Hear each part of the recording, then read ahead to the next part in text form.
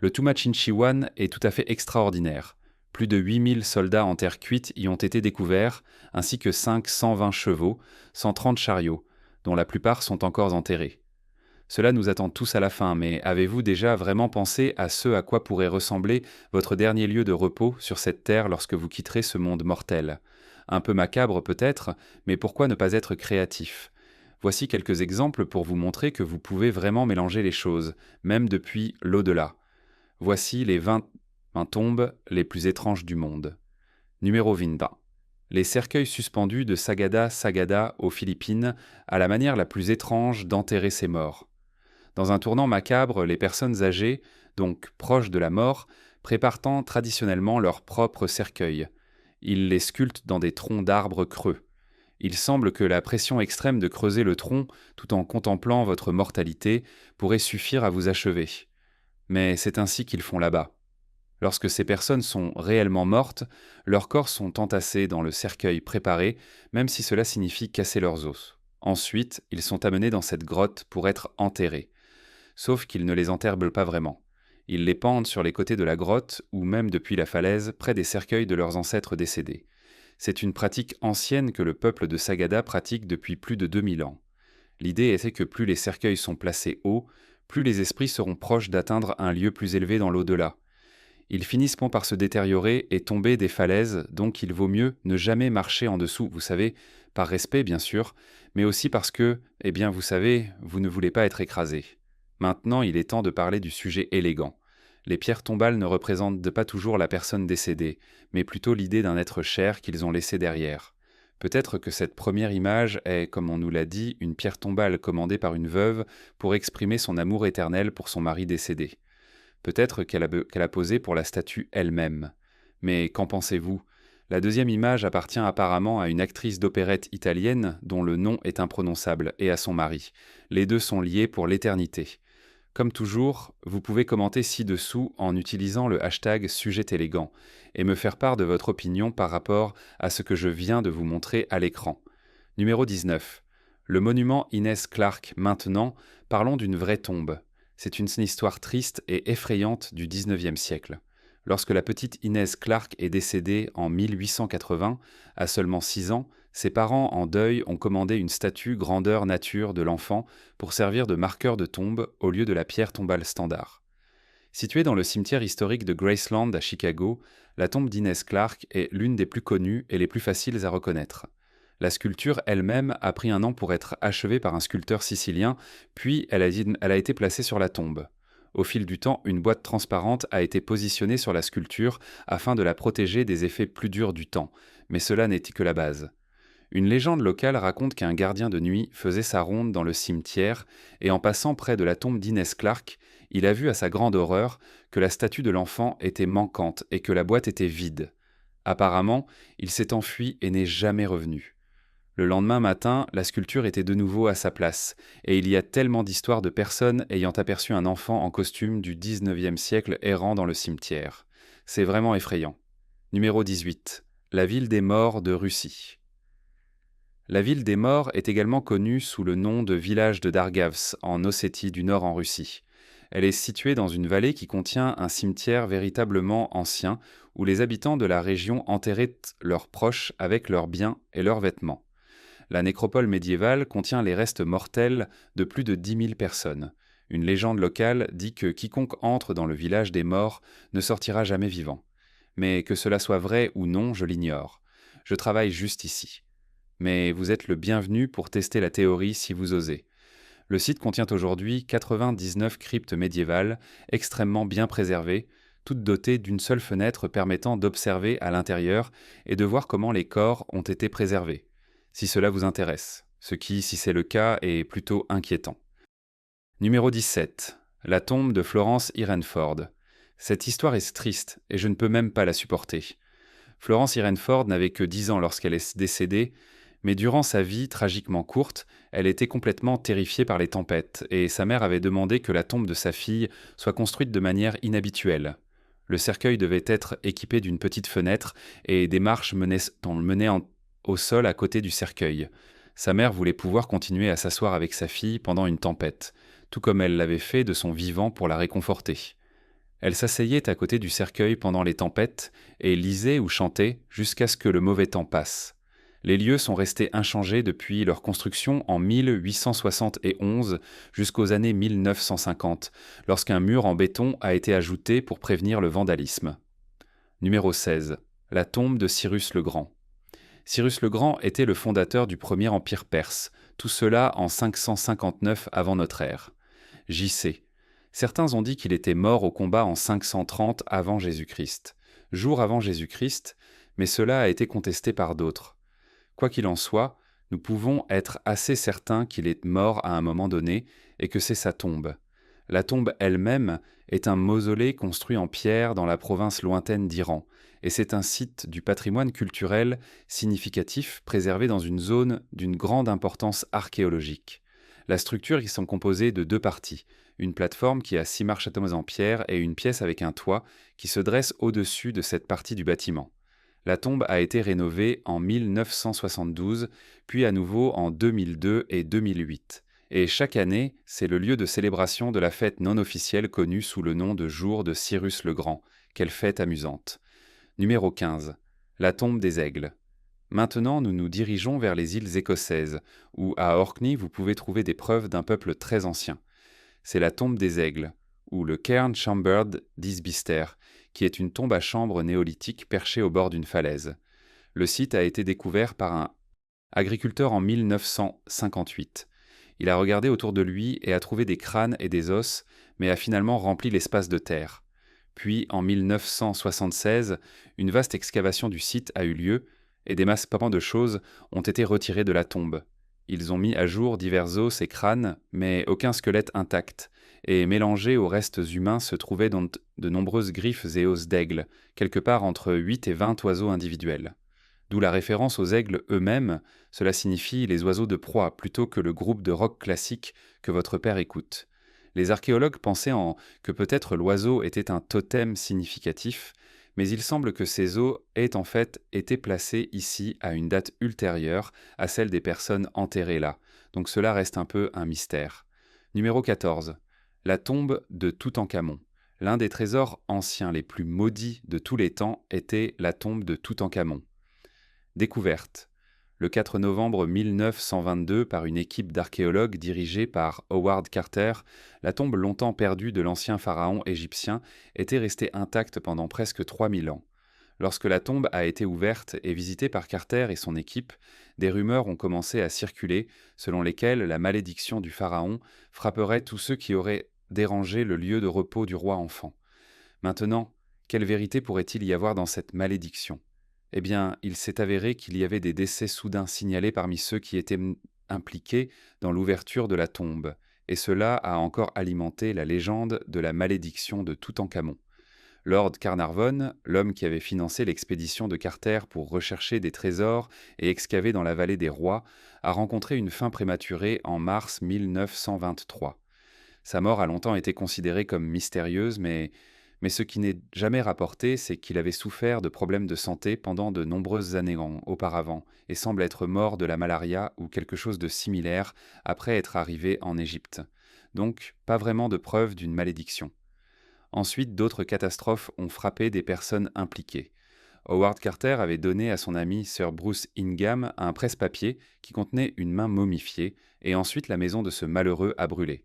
Il a tenté de la reconstruire, et elle a immédiatement été inondée.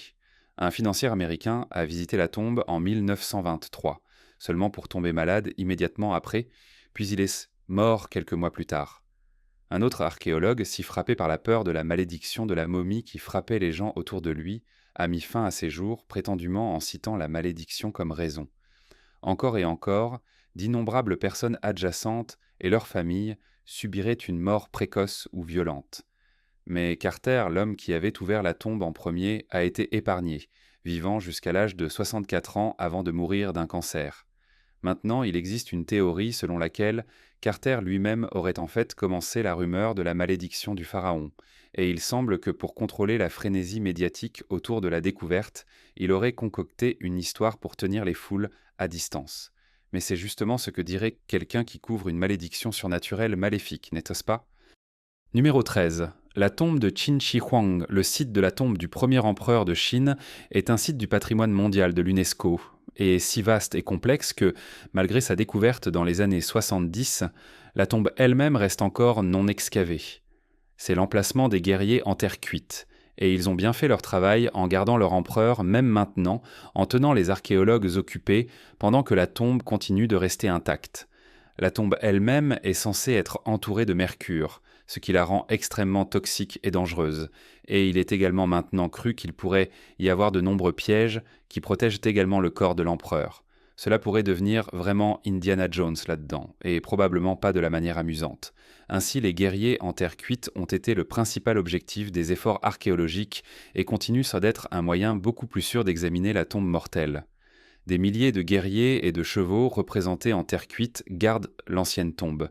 Ils étaient tous en armure complète et se tenaient dans une formation de bataille particulièrement menaçante, faisant face à l'est, car c'est la direction d'où viendraient les ennemis de l'empereur. Incroyablement, chacune des sculptures est individuelle. Elles ont toutes des traits faciaux différents, des coiffures variées, et leurs rangs sont rendus évidents par leur couvre-chef.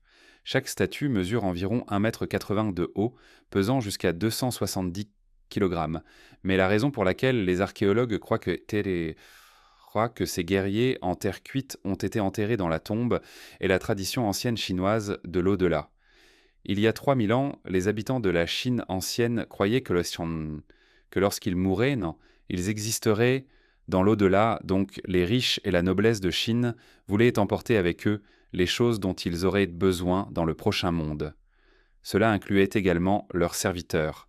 Oui, il y avait en fait une tradition d'enterrer les serviteurs encore vivants de la royauté avec eux lorsqu'ils mouraient. C'est horrifiant et un peu impraticable. Donc, lorsque l'empereur est mort, j'imagine que cela devait être vraiment gênant si tous ses meilleurs soldats devaient tôt l'accompagner. La solution semble avoir été de remplacer les corps vivants par des représentations en poterie. Numéro 12. La tombe Morsaf en Écosse. La prochaine tombe nous donne un aperçu particulièrement macabre de l'histoire et de la manière dont les rituels funéraires peuvent être affectés par toutes sortes d'événements plutôt sinistres. C'est une tombe Morsaf. C'est essentiellement une cage positionnée au-dessus d'un site de tombe pour essayer d'empêcher les voleurs de corps de voler le cadavre de l'individu récemment décédé en dessous. Cela peut avoir l'apparence d'un dispositif de protection contre les zombies, mais c'était simplement une tentative de garder le défunt au repos dans sa tombe, au lieu d'être déterré et emporté pour être disséqué à des fins de recherche médicale. Au XVIIIe et XIXe siècle, il était presque impossible pour les médecins d'obtenir suffisamment de corps à disséquer et à étudier pour comprendre comment fonctionnaient les entrailles humaines. Cela avait été illégal pendant très longtemps. Et ensuite, pendant un certain temps, seuls les corps des personnes exécutées étaient autorisés à être utilisés de cette manière. Les gens étaient mal à l'aise avec cette idée, mais aussi la religion interdisait ce qu'ils considéraient comme une profanation du corps. Cela rendait les progrès de la médecine plutôt difficiles. Certaines personnes industrielles se sont mises à voler les corps fraîchement enterrés et à les vendre aux écoles de médecine. C'était une affaire lucrative, mais naturellement, les gens étaient plutôt désireux d'éviter d'être déterrés, donc ils ont essayé de rester morts, et intacts en utilisant des morts safe. Numéro 11. La tombe de la poupée d'Allison. Cette prochaine tombe se trouve à Connersville, Indiana. Ce marqueur de tombeau inhabituel est une maison de poupées verte et blanche qui se trouve sur le site de la dernière demeure de Vivian May Allison. Elle n'avait que 5 ans lorsqu'elle est décédée en 1899. Son père lui construisait cette maison de poupées comme cadeau de Noël, mais tragiquement, elle est morte avant de l'avoir reçue. Ses parents, le cœur brisé, ont utilisé la maison de poupée comme une pierre tombale non conventionnelle et l'ont entretenue chaque semaine pendant les 70 années suivantes. Lorsqu'ils sont ensuite décédés, un groupe local de bénévoles a pris en charge son entretien pendant 70 ans supplémentaires. Numéro 10. La tombe de Mary Ellis. Lorsque Mary Ellis est décédée, sa tombe a été soigneusement placée dans une zone boisée près de la rivière, à New Brunswick, New Jersey. Mais le temps passe et les choses changent. Son paisible lieu de repos est maintenant au milieu d'un parking d'un cinéma. Elle est morte en 1828 après une triste histoire d'amour perdu et une vie solitaire et a été enterrée dans les bois. 140 ans se sont écoulés sans perturbation. Puis les années 1960 sont arrivées et la mode de déterrer des espaces verts pour les recouvrir d'asphalte a vraiment commencé. La pauvre Mary Ellis a été enterrée en plein milieu du parking prévu pour un magasin à prix réduit. Oh, l'indignité de tout cela. Et curieusement, les planificateurs ont décidé de laisser sa tombe là, au milieu du parking. Au fil des ans, l'espace a été modifié et rénové à plusieurs reprises. Le sol autour de la tombe a été abaissé, et maintenant la tombe et le marqueur sont à 8 pieds au-dessus du reste de la zone. Numéro 9. La tombe de Jimi Hendrix. Cette prochaine et plutôt grande tombe appartient à Jimi Hendrix. Le musicien était de Seattle, Washington, et son dernier repos est aux côtés de sa mère, dans le cimetière de Renton, à environ 20 minutes au sud de Seattle. Il est mort en 1970 et y a été enterré. Depuis, ce mémorial immense a été construit pour commémorer la vie et l'œuvre du grand guitariste. Sa structure en marbre entoure la pierre tombale. Elle mesure 25 pieds de haut et possède 3 murs, sur lesquels sont gravés de nombreux textes des chansons du musicien, ainsi qu'une image du regretté guitariste lui-même. Comme beaucoup de tombes célèbres, notamment celles des personnes décédées jeunes, la tombe de Jimi Hendrix est un lieu fréquemment visité par des fans de musique et des touristes curieux. Et comme beaucoup d'autres rockers dont la vie a été écourtée, sa tombe est souvent marquée par des graffitis, des offrandes et sert de toile de fond à de nombreux selfies. Cela semble être une chose plutôt irrespectueuse à faire, mais les gens griffonnent également sur la tombe avec des marqueurs et laissent des baisers de rouge à lèvres sur l'image de Hendrix, ce qui est dégoûtant. Les gardiens de la tombe doivent constamment nettoyer le mémorial. Numéro 8. La tombe d'Amy Winehouse. Amy Winehouse était une chanteuse d'un talent incroyable qui est morte à l'âge de 27 ans en 2011. Elle avait souffert de problèmes d'alcool et les tabloïds affamés de sang l'avaient harcelée, critiquée et se réjouissaient de chaque faux pas qu'elle faisait. Elle est tragiquement décédée jeune et ses cendres ont été enterrées dans le nord de Londres, dans une tombe avec sa chère grand-mère Cynthia. La pierre tombale qui marque sa tombe est noire avec des inscriptions roses représentant un oiseau chanteur, et elle comporte une liste de noms de ceux qui ont aimé et pleuré la perte d'amis. Comme toutes les jeunes stars qui décèdent subitement, sa vie et sa mort ont été scrutées de près. Des films et des documentaires continuent d'être réalisés et des spéculations sont constamment diffusées par des publications médiatiques peu scrupuleuses. Peut-être qu'un jour, elle sera enfin autorisée à reposer en paix. Numéro 7. La tombe d'Edgar Allan Poe. Edgar Allan Poe était un homme étrange. La mort de l'auteur en 1849 était entourée de mystères. Il avait été trouvé dans un état de délire dans une taverne à Baltimore, Maryland, quelques jours avant sa mort, et avait ensuite été emmené à l'hôpital. Il n'a donné aucun compte rendu de ce qui s'était passé, et personne ne lui a rendu visite durant ses jours avant qu'il ne meure à l'âge de 40 ans. Il a été enterré dans le cimetière de Westminster Hall, qui fait maintenant partie de l'école de droit de l'Université du Maryland à Baltimore. La pierre tombale en marbre qui devait marquer sa tombe a en réalité été détruite avant d'atteindre sa destination. Un train a déraillé et a percuté une cour de monuments où la pierre tombale était entreposée, et en conséquence, la tombe de Poe a été marquée par un bloc de grès qui disait simplement numéro 80. En 1873, un écrivain nommé Paul Hamilton Hayne a visité le site de la tombe et a écrit un article sur l'état lamentable dans lequel elle se trouvait. Cela a suscité l'intérêt des gens pour collecter des fonds pour la pierre tombale de Poe. L'écrivain repose maintenant sous son immense monument qui a résulté d'une collecte de fonds s'élevant à 1500 $, ce qui, en argent d'aujourd'hui, représenterait une somme substantielle de 40 000 $.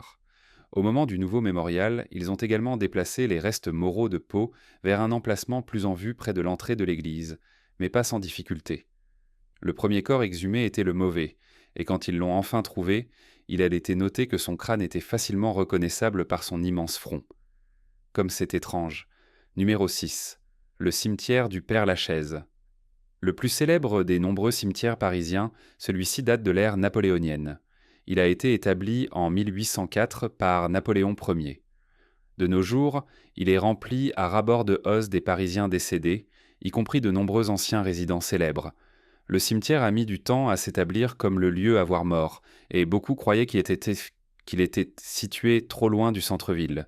Ils ont donc mené une campagne de marketing et ont fait déplacer les restes mortels du philosophe français Pierre Abélard, là-bas en 1817. Lentement, le cimetière a fini par gagner en popularité. Bien que la notion d'un cimetière à la mode puisse sembler plutôt étrange, celui-ci attire définitivement les célébrités décédées depuis le milieu du XIXe siècle.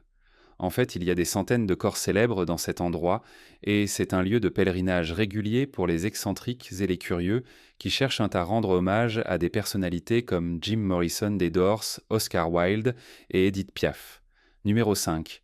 La pierre tombale du requin blanc. Vous pourriez vraiment être passionné par votre équipe sportive préférée ou peut-être être complètement dévoué à un hobby ou une passion. Mais auriez-vous une pierre tombale qui représente également cela? Peut-être, mais qu'en est-il de votre film préféré? Devriez-vous alors être obsédé, n'est-ce pas? Eh bien, en effet. Et cela a dû être le cas pour le vétéran de la guerre de Corée Lester C. Madden, qui aimait apparemment tant le film Les Dents de la Mer qu'il a insisté pour être enterré sous une pierre tombale en forme de tête de requin. Il faut de tout pour faire un monde, je suppose.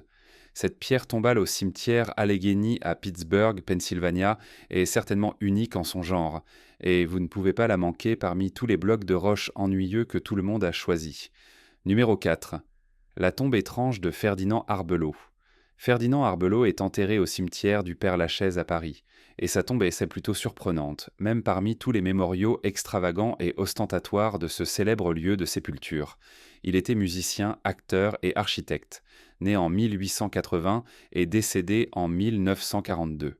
Son mémorial inhabituel a été achevé en 1946, et vous pouvez comprendre pourquoi cela a pris si longtemps à sculpter.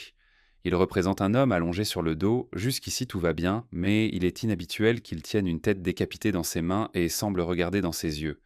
Ça fait froid dans le dos, non? Il y a en fait une épitaphe qui dit qu'ils étaient émerveillés par le beau voyage qui les a conduits à la fin de la vie. Cryptique, mais nous ne savons pas grand-chose d'autre à ce sujet. Certaines histoires disent qu'il voulait contempler le visage de sa femme pour l'éternité, tandis que d'autres affirment qu'il l'a en réalité assassinée avant sa propre mort. Personne ne le sait vraiment, et franchement, y a-t-il une manière encore plus creepy de regarder votre bien-aimé que de tenir sa tête décapitée? Je ne suis pas vraiment sûr, alors passons rapidement à autre chose. Numéro 3. Les pyramides nubiennes. L'ancien Soudan était une grande civilisation qui a prospéré il y a près de 5000 ans. À cette époque, les rois nubiens du royaume de Kouch régnaient sur la région, et eux, comme les pharaons égyptiens anciens, aimaient également se construire d'énormes et élaborées tombes. Ces pyramides ont été construites donc sur un site à Nuri, près de l'ancienne capitale de Napata. Et dans les années 1800, les archéologues se sont beaucoup intéressés aux pyramides de Nubie. Elles avaient, bien sûr, été assez largement pillées par des voleurs de tombes, qui ont emporté pratiquement tout ce qui n'était pas cloué, de chaque trésor et chaque objet placé dans les tombes au corps même des rois. Sympa. Puis, dans les années 1830, un explorateur fou nommé Giuseppe Ferlini a pensé que la meilleure chose à faire dans l'excavation de ces sites anciens et sacrés était de détruire les sommets des pyramides. Oui, il a en fait fait cela à 40 des pyramides nubiennes, ce qui explique pourquoi elles ne sont pas dans le même état que leurs homologues égyptiens. Numéro 2. La tombe de William Jeffreys. Maintenant, c'est une histoire avec une origine plutôt macabre. Je veux dire, il s'agit d'une tombe, donc ça va de soi. Le sénateur de l'État de Caroline du Nord, William Jeffreys, avait une peur intense des vers. Plus précisément, il avait peur que son corps soit consommé par des vers, vous savez, comme c'est la manière naturelle des choses. Il avait un souhait de mourir d'être enterré à l'intérieur d'un gros rocher plutôt que dans le sol. C'était il y a longtemps, dans les années 1800. Jeffreys a été élu en 1844 et semblait jeune et en bonne santé. Il n'avait que 28 ans à l'époque et son retour d'un voyage avec ce qui semblait être une légère maladie n'a pas été considéré comme particulièrement grave, sauf qu'il a ensuite commencé à halluciner. Pendant ce temps, il a commencé à parler de manière obsessionnelle de sa mort et de la terreur à l'idée d'être enterré dans le sol, et quiconque venait lui rendre visite était averti de m'enterrer dans une roche. Il est devenu de plus en plus faible. Puis il est mort en octobre 1845. Sa famille a fait appel à un tailleur de pierre pour honorer son dernier souhait d'être enterré à l'intérieur d'une roche. Cela a pris 1 an au tailleur de pierre pour sculpter la roche, et il a également taillé une pierre tombale traditionnelle avec une inscription. En plus de l'étrange dernier repos de l'homme, il y a des rumeurs supplémentaires qui entourent sa mort. La plus étrange, et peut-être la plus dégoûtante, est que, en attendant les efforts de sculpture de la roche, son corps a été placé dans un baril plein de brandy, puis tout cela a été abaissé dans la rivière pour le préserver jusqu'à ce que sa tombe en roche soit terminée. Le brandy, eh bien, il a ensuite été bu après Burke. Numéro 1. La tombe d'Elvis Presley. Le terrain familial à Graceland, la maison d'Elvis Presley à Memphis, Tennessee, est aussi élaboré que vous pouvez l'imaginer. La tombe du roi et de ses parents et grand-mère est située autour d'une fontaine dans les jardins de la maison où il a vécu au sommet de sa gloire, et jusqu'à sa mort prématurée en 1977. Les marqueurs de la tombe eux-mêmes sont des blocs de marbre relativement simples, avec des inscriptions noires et des lettres dorées. Ce n'est pas le site original de sa tombe, cependant. Il a d'abord été enterré à côté de sa mère Gladys au cimetière de Forest Hill à Memphis, mais après qu'une tentative ait été faite pour voler son cercueil, qui pesait 900 livres et était en acier solide et plaqué cuivre, afin de le tenir en rançon, la famille a décidé de ramener ses corps et ceux de sa mère à Graceland, pour qu'ils puissent reposer en paix. Le jardin de méditation à Graceland est maintenant le dernier lieu de repos de nombreux membres décédés de la famille Elvis Presley. Eh bien, c'est à peu près tout pour ce regard plutôt déprimant sur certaines des tombes et des lieux de sépulture les plus inhabituels du monde. Aimez-vous traîner dans les cimetières? Allez-y, faites-le moi savoir dans la section des commentaires ci-dessous. Assurez-vous également de vérifier les autres choses intéressantes qui apparaissent à l'écran et je vous verrai la prochaine fois.